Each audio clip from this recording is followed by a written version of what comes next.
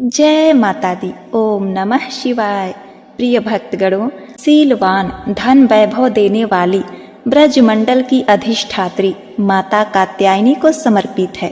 आज के दिन भक्ति भाव से माता कात्यायनी के व्रत कथा का श्रवण करने से श्रवणकर्ता को धन वैभव पद प्रतिष्ठा की प्राप्ति होती है, विवाह से जुड़ी समस्या से छुटकारा मिलता है, योग्य जीवन साथी की प्राप्ति होती है, शोक संताप भय आदि सर्वथा नष्ट हो जाते हैं, साथ ही अर्थ धर्म काम मोक्ष की प्राप्ति होती है।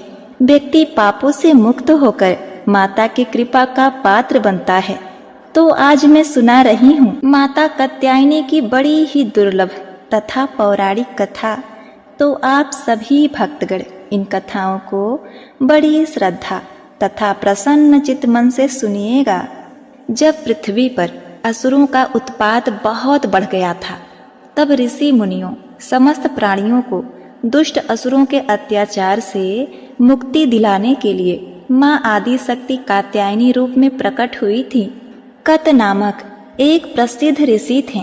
उनके पुत्र का नाम कात्य ऋषि था। इन्हीं कात्य ऋषि के गोत्र में अति प्रसिद्ध महर्षि कात्यायन का जन्म हुआ। महर्षि कात्यायन माँ जगदम्बा के परम भक्त थे। महर्षि कात्यायन की प्रबल इच्छा थी कि माँ भगवती उनके घर पुत्री के रूप में जन्म लें। माँ जगदम्बा की उपासना करते हुए उन्होंने बहुत वर्षों तक बड़ी कठोर तपस्या की। माँ भगवती ने उनकी तपस्या से प्रसन्न होकर महर्षि कात्यायन के घर में जन्म लेना स्वीकार किया। अश्विन कृष्ण चतुर्थी को ये महर्षि कात्यायन की पुत्री के रूप में माँ जगदम्बा का जन्म हुआ। जन्म के उपरांत कात्यायन ऋषि ने माता आदि शक्ति की विधिवत पूजा का आयोजन किया।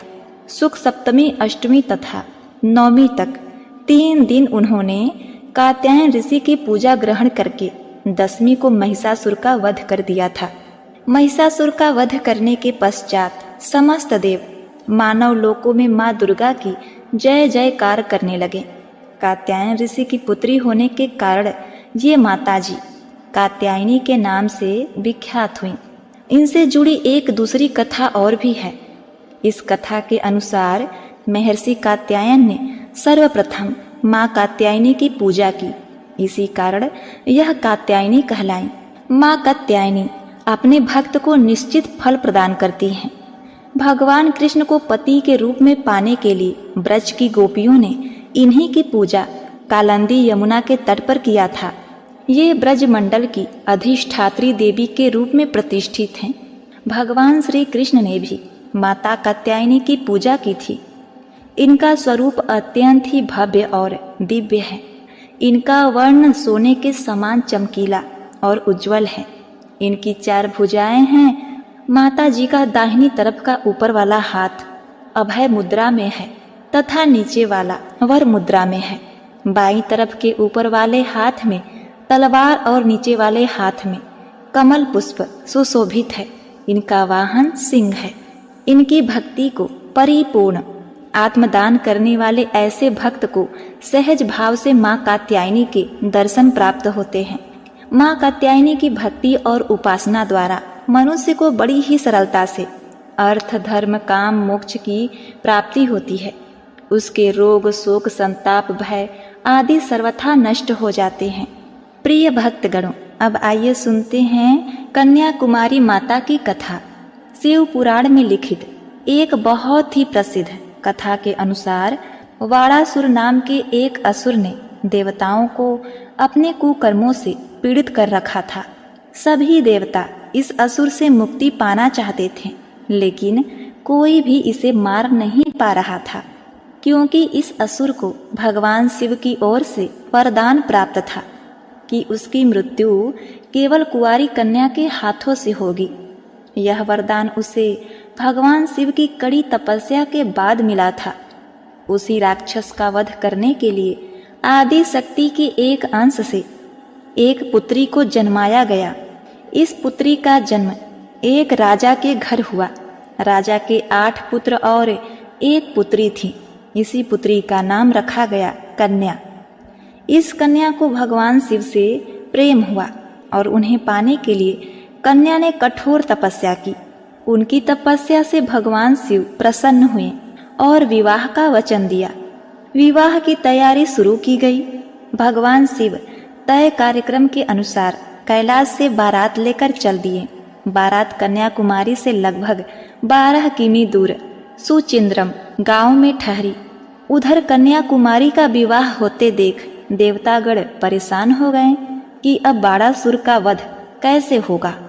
पहले तो उन्होंने देवी को समझाने का बहुत प्रयास किया, लेकिन जब बात नहीं बनी तो छल का सहारा लिया। विवाह का समय ब्रह्म मुहूर्त रखा गया, लेकिन नारद जी ने आधी रात को ही मुर्गे का रूप लेकर बाग दे दिया। शिव जी को लगा कि सुबह हो गई और वह ब्रह्म मुहूर्त पर नहीं पहुंच पाएंगे, इसीलिए भोलेनाथ बारात लेकर वापस कैलाश पर्वत पर लौट गए। उधर दुल्हन के रूप में तैयार देवी ने जब देखा कि बारात नहीं आई तो वह दुख और क्रोध से भर उठी। उन्होंने क्रोध में आकर बारात के लिए बना सारा भोजन समुद्र में फेंक दिया। कहा जाता है कि कन्याकुमारी के तट की रेत में आज भी कई रंग बिरंगे पत्थर के कण मिलते हैं जो देखने में दाल चावल जैसे लगते हैं। प्रिय भक्तों, बारात लौटने के बाद देवी कुमारी के दिव्य सौंदर्य की चर्चा वाड़ासुर तक भी पहुंच गई। उसने देवी के पास विवाह का प्रस्ताव भेजा। देवी के मना करने पर वह जबरदस्ती पर उतारू हो गया। तब वाड़ासुर और देवी में भयंकर युद्ध हुआ, जहां देवी ने चक्र से उसका वध कर दिया। वाड़ासुर के वध के बाद परशुराम और नारद जी ने देवी से कलयुग के आखिरी तक उसी जगह पर रहकर आसुरी शक्तियों से लड़ने की प्रार्थना की, जिसे उन्होंने स्वीकार भी कर लिया। इसके बाद परशुराम ने समुद्र तट पर एक विशाल मंदिर की स्थापना की, जहां कन्या रूप देवी को स्थापित किया गया। मंदिर में देवी की काले पत्थर की प्रतिमा है। इनके दाएं हाथ में एक कमल है। प्रिय भक्तगणों, उन्हें देखने पर ऐसा लगता है मानो 16 श्रृंगार में देवी आज भी शिव जी के आने का इंतजार कर रही हूँ। एक बार प्रेम से बोलिए, जय माता कन्याकुमारी, जय हो माता कात्यायनी, ओम नमः शिवाय। अब आइए सुनते हैं माता रानी की दूसरी कथा। माँ दुर्गा को शेरावाली के नाम से पुकारने के पीछे एक कथा भी प्रचलित है।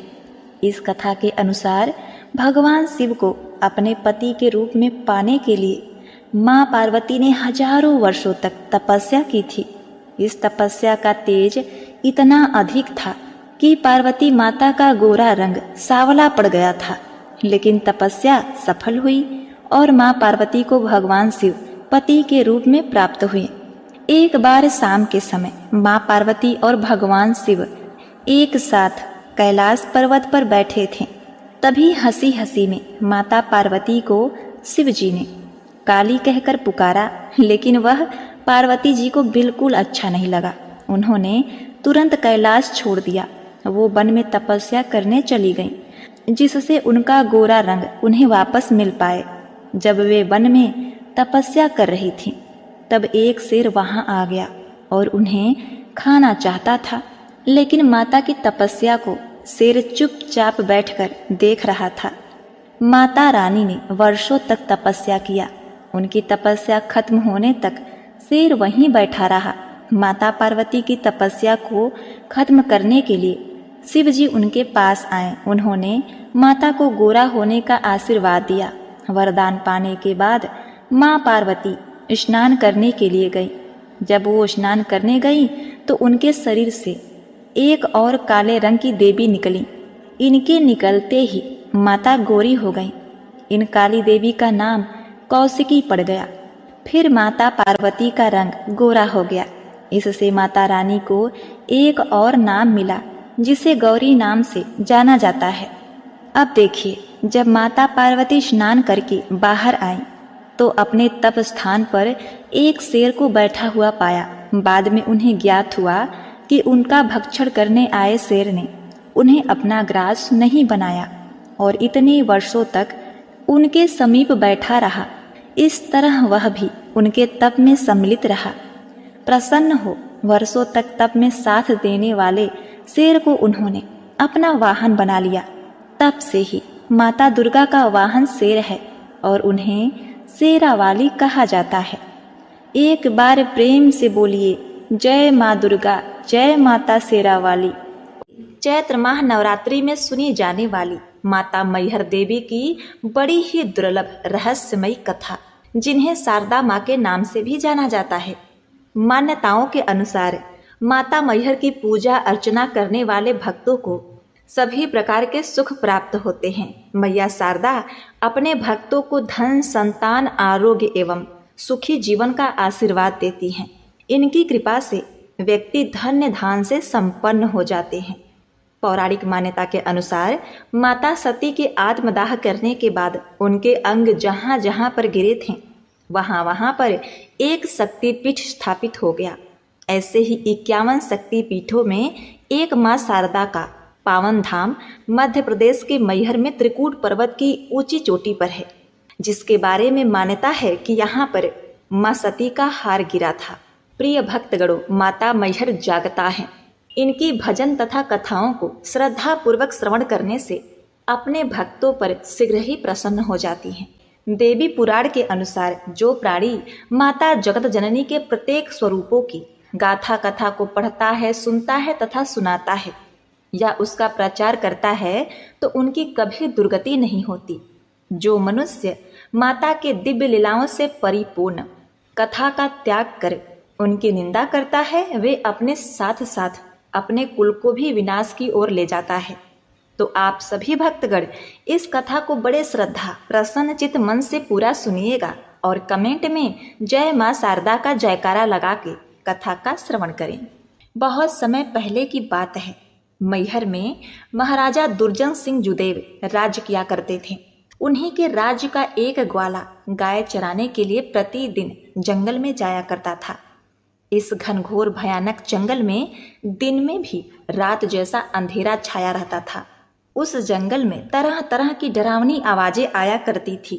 एक दिन उस ग्वाले ने देखा कि उन्हीं गायों के साथ एक सुनहरी गाय कहाँ से आ गई और शाम होते ही वह गाय अचानक कहीं चली गई। दूसरे दिन जब वह इस पहाड़ी पर गाय लेकर आया तो देखता है कि फिर वही गाय इन गायों के साथ मिलकर घास चर रही है। अब यह कार्य रोज का हो गया था। वह गैया रोज आती और घास चरती फिर वापस चली जाती। तब एक दिन उस ग्वाले ने निश्चय किया कि शाम को जब यह गाय वापस आएगी तब उसके पीछे पीछे जाऊंगा। अगले दिन जब वह गाय घास चरने के लिए आई तो उस सुनहरी गाय का पीछा करते हुए ग्वाला ने देखा कि वह ऊपर पहाड़ी की चोटी में स्थित एक गुफा में चली गई और उसके अंदर जाते ही गुफा का द्वार बंद हो गया। ग्वाला बेचारा गाय के इंतजार में गुफा के द्वार पर बैठ गया। उसे पता नहीं कि कितनी देर के बाद गुफा का द्वार खुला, लेकिन उसे वहां एक बूढ़ी माँ के दर्शन हुए। तब ग्वाले ने उस बूढ़ी माँ से कहा, माई, मैं आपकी गाय को चराता हूँ, इसलिए मुझे पेट के वास्ते कुछ मिल जाए तो अच्छा रहेगा। मैं इसी इच्छा से आपके द्वार पर आया हूँ। अब उस ग्वाले की बात सुनकर बूढ़ी माता अंदर गई और लकड़ी के सूप में जौ के दाने उस ग्वाले को देकर कहा, अब तू इस भयानक जंगल में अकेले न आया कर। वह बोला, माता, मेरा तो जंगल जंगल गाय चराना ही काम है, लेकिन माँ, आप इस भयानक जंगल में अकेली रहती हैं, आपको डर नहीं लगता? तो बूढ़ी माँ ने उस ग्वाले से हंसकर कहा, बेटा, यह जंगल, ऊंचे पर्वत पहाड़ ही मेरा घर है, मैं यही निवास करती हूँ। इतना कहकर वह गायब हो गई। अब ग्वाले ने घर वापस आकर उस जौ के दाने को अपने पत्नी को दिया। अब ग्वाले की पत्नी ने जौ के दाने की गठरी खोली तो वह देखकर हैरान हो गई। जौ की जगह हीरे मोती चमक रहे थे। यह बात उसने अपने पति को बताई तो ग्वाले ने सोचा कि मैं तो अचानक से धनवान बन गया हूँ। इसके बारे में यदि राजा को पता चलेगा तो वे सोचेंगे कि मैंने कहीं डकैती डाली है, किसी के घर में चोरी किया है और राजा मुझे सजा दे देगा। और इतने धन का मैं करूँगा क्या? नहीं नहीं, सुबह होते ही महाराज के दरबार में पेश हो जाऊंगा और उन्हें अपनी कहानी सुनाऊंगा। अब दूसरे दिन भरे दरबार में वह ग्वाला अपनी फरियाद लेकर पहुंचा और महाराज के सामने पूरी आपबीती सुनाई। उस ग्वाले की कहानी सुनकर राजा ने दूसरे दिन वहां जाने का ऐलान कर दिया और फिर रात्रि होने के बाद राजा अपने महल में सोने के लिए चले गए। रात में राजा को स्वप्न में ग्वाले द्वारा बताई गई बूढ़ी माता के दर्शन हुए और आभास हुआ कि आदि शक्ति मां शारदा हैं।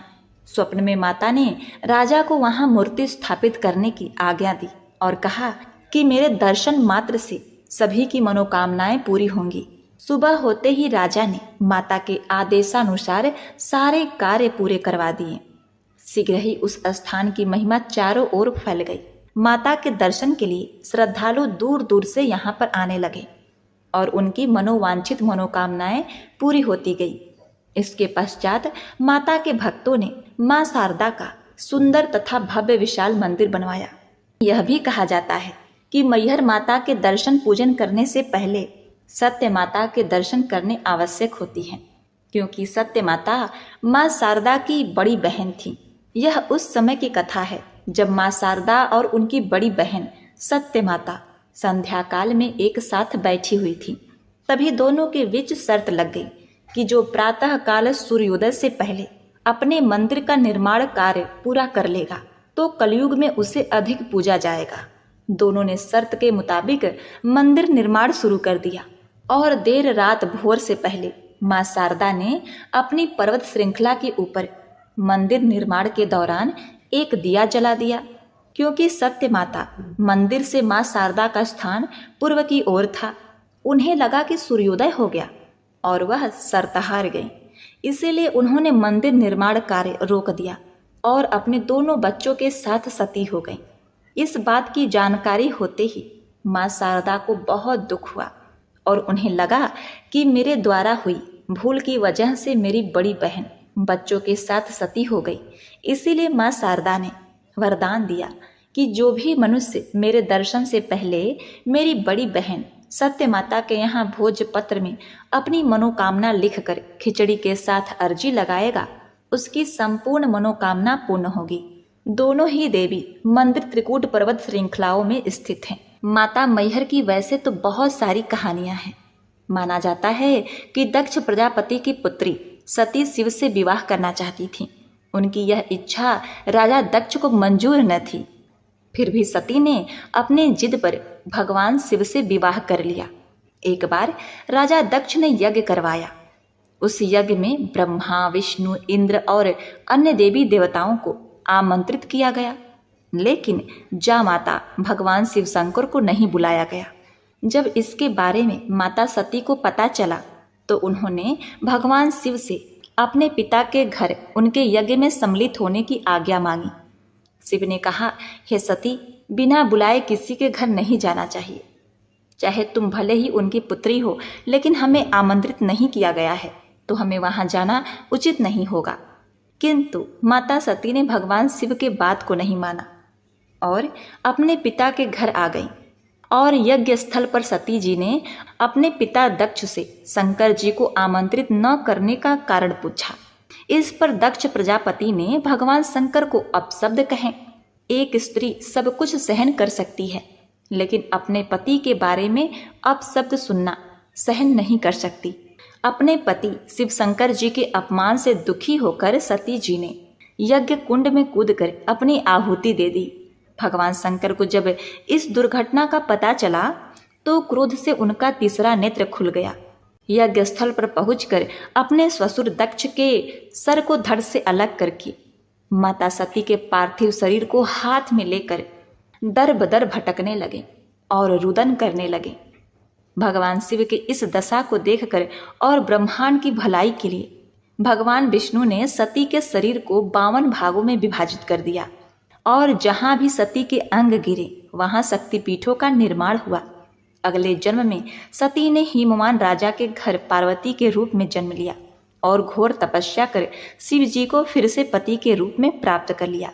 माना जाता है कि मैहर में मां का हार गिरा था, इसीलिए इस स्थान का नाम मैहर पड़ा और उस स्थान पर जहां पर हार गिरा था वहां मां का मंदिर है। इसीलिए भक्तों की आस्था प्रतिदिन बढ़ रही है।